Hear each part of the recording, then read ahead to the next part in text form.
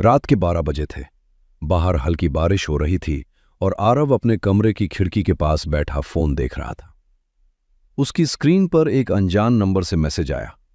क्या तुम मुझे पहचानते हो? आरव चौंक गया। उसने जवाब दिया, कौन? कुछ सेकंड बाद रिप्लाई आया, मैं वही हूं जिसे तुमने कभी भुला दिया था। आरव के हाथ हल्के हल्के कांपने लगे। उसके दिमाग में कई पुराने चेहरे घूमने लगे, स्कूल के दोस्त, कॉलेज की यादें, कुछ अधूरी बातें। फिर एक और मैसेज आया, तुमने वादा किया था, याद है? अब आरव की धड़कन तेज हो गई। उसे अचानक अपनी पुरानी दोस्त रिया याद आई। वो आखिरी बार उससे 3 साल पहले मिला था, जब दोनों में बड़ी लड़ाई हुई थी। उसने तुरंत नंबर डायल किया, लेकिन कॉल नहीं लगी। तभी फोन पर एक फोटो आया। वो फोटो थी उसी पार्क की जहां आरव और रिया आखिरी बार मिले थे। अब आरव खुद को रोक नहीं पाया। उसने जैकेट उठाई और बारिश में ही उस पार्क की तरफ दौड़ पड़ा। पार्क पूरी तरह सुनसान था।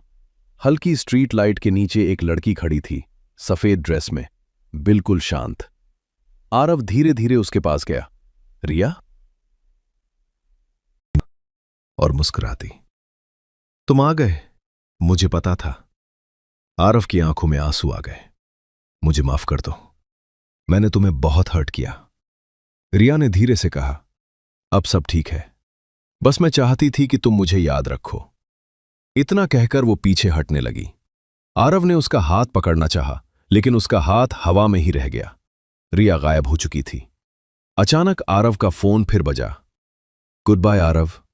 और उसी के साथ एक खबर का नोटिफिकेशन आया।